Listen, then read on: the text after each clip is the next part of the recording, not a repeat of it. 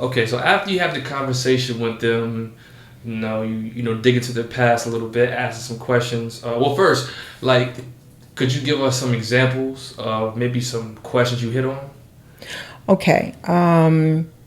So, of course, there's always the basic questions. But one of the questions that I ask, which people get a little tense with, is did you grow up in a two-parent household? Hmm. And if you did not grow up in a two-parent household, what was the dynamics? So for women, I ask them, okay, you grew up with just your mom. Who was the male figure in your life? Did you have a grandpa, an uncle, a neighbor, someone that was the male figure that stepped in? That makes a lot of women uncomfortable because they go, "What difference does it make?" And it does. It It does make a makes a good. difference. It does make a difference. It absolutely makes a difference. Definitely does. Yes. And then some of the other questions that I'll ask is, how many relationships have you been in the last, say, year? And that makes some people uncomfortable because they want to know what exactly do you mean relationships? Relationships where you committed to say we are a couple. How many have you been in within the last year? Those questions, some people don't want to. They don't They don't answer ask that it. No, because a lot of them realize that I just been physical. I really haven't. yes, It's not hasn't been committed. Yeah, absolutely, it's a harsh reality absolutely. sometimes. What are some red flags like in that interviewing process between you and the potential person?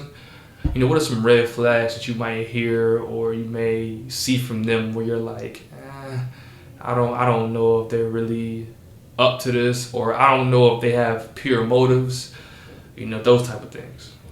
You mean pure motives about dating, or just wanting to meet women or meeting guys to Like to, to like your clarify? service is to match people up, so they can become a relationship and hopefully grow into something. Yes, Some people, just want to have sex. yes, So it's like, how do you decipher and really know, which ones are there for the real, which ones are here just because they just can't meet women to satisfy their needs. So they're trying to pretty much like cheat the system a little bit and then get somebody else yes, to find somebody for them. yes. Oh, yeah, absolutely. I get those. I will get that in the one-on-ones. If I have a one-on-one with you long enough, and I'll ask you specific questions, and I see that your dating pattern, if they're truthful with me, and I see that their dating patterns are all over the place. They've been dating multiple men, multiple women, whether it's man or whatever the case is. If I see that they just jump in and out of relationships, they don't seem to care too much. I'll ask them questions about that person, the person or however many people they were dating. Uh-huh. And if they can't give me specifics, they can't tell me things like, well, when was their birthday? What was their favorite color? Did you meet their mom? Did you meet their dad? Um, how often did you go out? If they can't answer questions like that, that means you were just running from person to person, and you want to use me to be able to find somebody else As the to do middleman.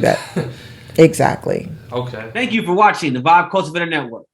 For more clips, interviews, and original content, subscribe to the Vibe Cultivator Network on YouTube.